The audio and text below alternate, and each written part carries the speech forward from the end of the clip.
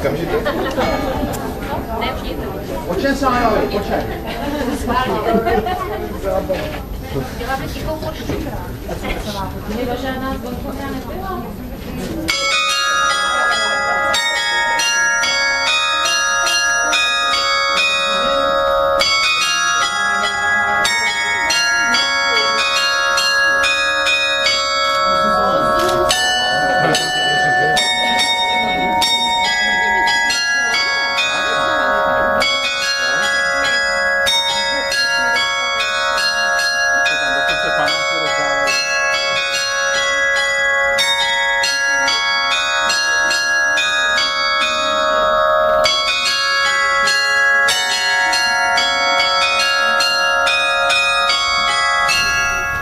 Je 13.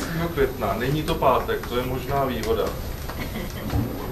Pro Kohouta jsou třeba slova deprese 21krát, smutek 18krát, sebevražda 14krát, Jsem nenapsala. strach a tak.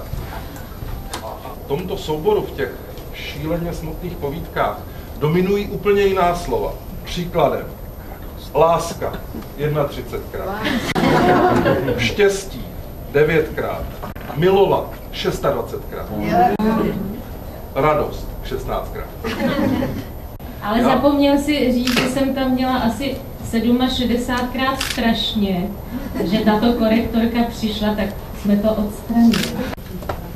Klára Klíčková v Mladé frontě dnes napsala, že autorka umí být sarkastická, umí být vtipná, umí být očistná, umí odpouštět, i přijímat a umí i rozplakat.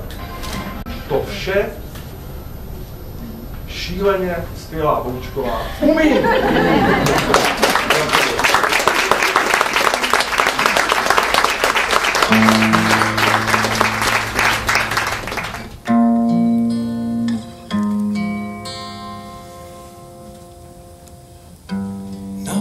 Vrcholcích je klid, průvan v údolí.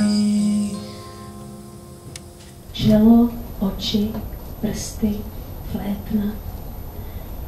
Takhle si představovala Boha. Modlila se, aby se do ní Bůh zamiloval. Lekni si neber, řekla jí máma, on to s tebou do léta nevydrží. Milovali se a přitom měli doma Sicílii, ale Šándor nepočkal. Bůh není.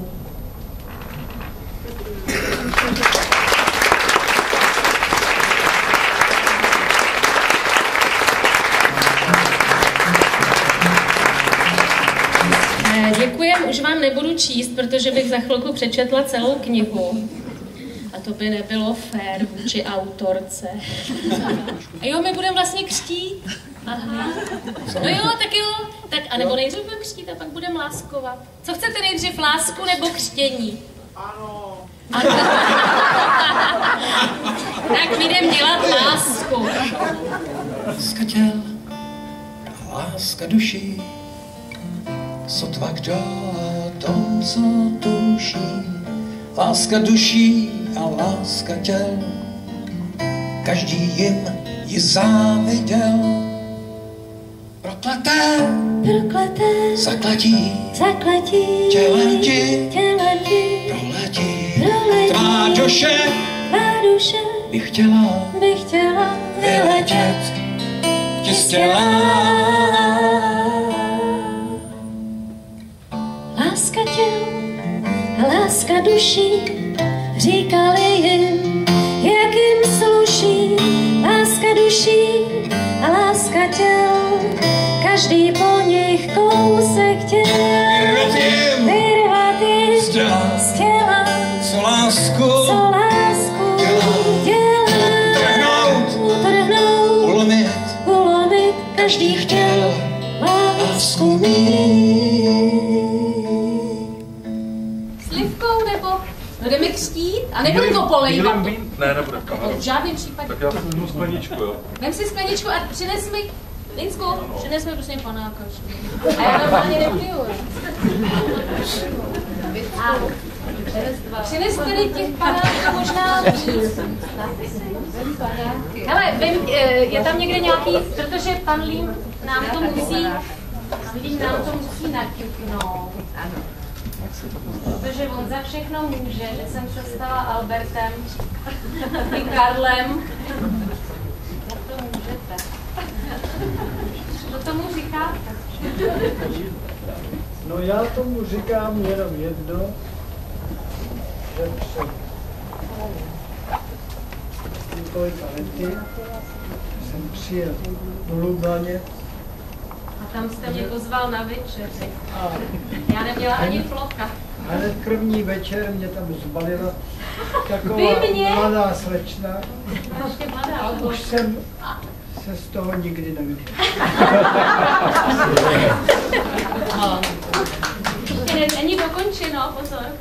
Teď bude hlavní myšlenka. Pokud jsem říkal, že bylo tma strašná, že jo, tenkrát, takže nebylo nic vidět, takže to možná tím se leda, co si vysvětluje. Vy jste viděl Pavla Kohouta, kdyby světlo. On tam nebyl. No já jsem jako jeho kopie, zahraje kopie. No a abych tu šíleně smutnou povídku dopověděl, strašně smutnou vaši, tak musím říct, že přes všecko tohleto jsem poprvé v životě slyšel tohleto představení, abych tak řekl, naživo. Já jsem to nikdy takhle neslyšel a musím si říct, proč píšete knížky. Jako, že bych měla být zpěvačka písní? Nebo zpěvačka si? Jo, herečka. Všecko. Knížky prostě. Další přines. Jen tak bych četl jenom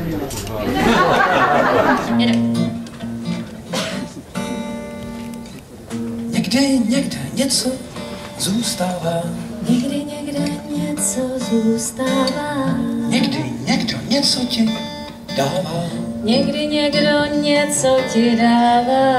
A pak jsou tu chvíle, kdy se neděje vůbec nic. Nic. A o těch chvílích chtěl bych vědět víc. Tam. Někdy někde něco získáváš. Někdy někde něco postrádáš. A pak jsou tu chvíle, kdy ti neschází vůbec nic. O těch chvílích chci teď něco říct. Chvíle, kdy nic neznamenáš.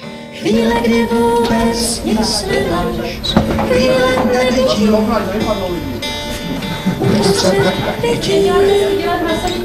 Tiché chvíle osamění, kdy se vůbec nic nemění. Ahoj, jste to nezapomněla. Čau. Zodpojení. Někde něco získáváš. Někde něco prohráváš.